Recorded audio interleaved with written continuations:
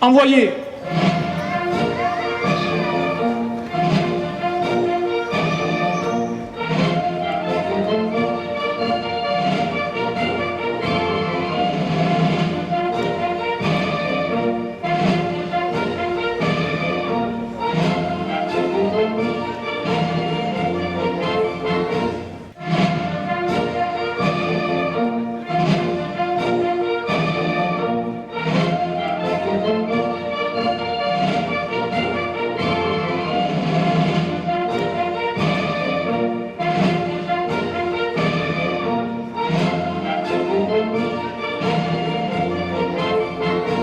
Hommage au sapeur Paul Comte. Récit historique du décès en service commandé du sapeur Paul Comte. Le 20 août 1956, vers 15h30, la sirène alertait le centre de secours de Florac. Paul Comte est né à Florac le 2 février 1926.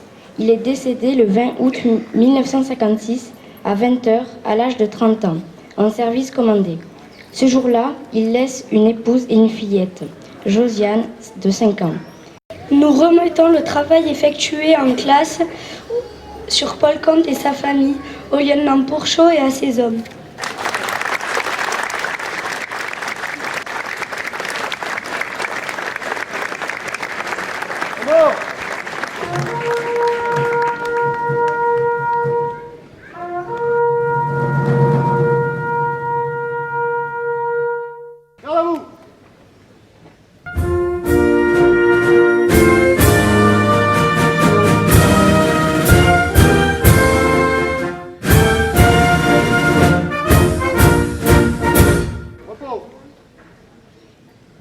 Dépôt de gerbes par les autorités.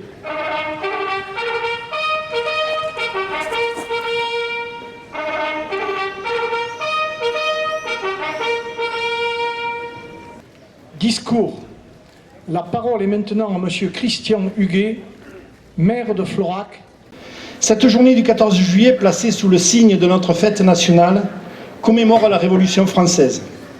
Elle revêt cette année un caractère particulier, puisqu'elle s'inscrit dans un contexte que l'on pourrait presque qualifier de révolutionnaire. Révolutionnaire au sens de l'évolution forte subie par nos institutions. Révolutionnaire au sens où il nous faut en quelque sorte révolutionner notre façon d'agir face à un contexte nouveau. Nous avons enfin répondu à plusieurs appels à projets. Projet AMI de revitalisation Bourg-Centre, projet ATI de territoire à énergie positive, projet d'accueil de nouvelles populations. Lauréat de l'appel à projet sur la transition énergétique, nous allons bénéficier d'un soutien financier inespéré de notre projet de réseau de chaleur urbain. Face à la nouvelle donne budgétaire, il s'agit de faire les bons choix, ceux qui s'avéreront déterminants pour les 15 ou 20 ans à venir. Le réseau de chaleur urbain Bois Énergie, initié par l'équipe précédente, est en phase de concrétisation. Nous étudions également la possibilité de résoudre la subtile équation et l'amélioration de la réduction de l'éclairage public. L'enjeu en est l'impact sur la nuit étoilée et les finances locales. Plusieurs animations et expérimentations auront lieu sur ce thème d'ici la fin de l'année. Tous ces projets concernent la qualité de notre environnement exceptionnel. Nous nous devons de la préserver car c'est notre principale richesse, celle qui a été façonnée au fil des siècles et reconnue aujourd'hui et constitue le potentiel sur lequel nous pourrons relancer notre développement économique. Aussi, la nouvelle donne sociale. C'est avec un sentiment de tristesse que j'aborde ce sujet, car depuis quelque temps, une fracture se fait jour. Une sorte de fossé virtuel qui se creuse entre les différents groupes qui vivaient en si bonne intelligence dans notre ville. Un pseudo-conflit néo-archéo, en quelque sorte, pour simplifier, qui est d'ailleurs plus le fait de quelques individus de chaque groupe, malheureusement très visibles et agissants. Il suffirait pourtant de presque rien. Tolérance, respect de l'autre, solidarité, engagement. Des petits riens qui font beaucoup. De tout temps, Florac a cultivé sa vocation naturelle de terre d'accueil et de nombreuses populations s'y sont succédées, dont un grand nombre même s'est implanté. En période économique compliquée, le repli individualiste peut constituer un réflexe naturel. Il ne fait pourtant qu'accentuer la fracture sociale. Nous étions très inquiets sur l'avenir de notre hôpital et nous sommes donc intervenus auprès de tous nos élus. Madame la présidente du conseil départemental, qui a rencontré la ministre Marisol Touraine, nous a apporté quelques assurances en ce domaine. Mais rien ne se fera sans la mobilisation des personnels et des élus locaux.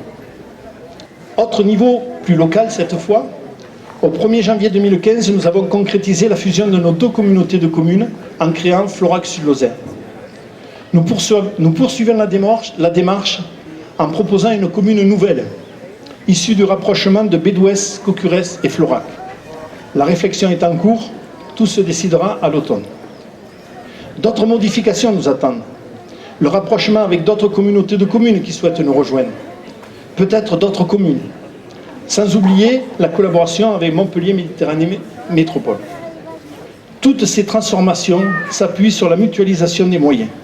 Mettre en commun pour rationaliser, optimiser, s'enrichir des expériences des uns des autres. Là encore, les contraintes budgétaires forcent l'imagination. La fête du 14 juillet se veut avant tout républicaine et populaire. Elle consacre les institutions de la République, mais s'appuie aussi sur les initiatives citoyennes qui font vivre notre cité. C'est pourquoi je tiens tout particulièrement à saluer les acteurs du riche tissu associatif local, mais aussi tous ceux qui, dans leur activité professionnelle et même dans les gestes du quotidien, participent à la construction du lien social et à l'animation de la communauté. Je n'oublie pas non plus nos valeureux pompiers volontaires dont le dévouement et l'engagement au quotidien sont pour moi tout aussi évocateurs de la défense de ces valeurs et de la fraternité qui constituent le socle de notre société. Recevez, mesdames et messieurs, mes sincères félicitations.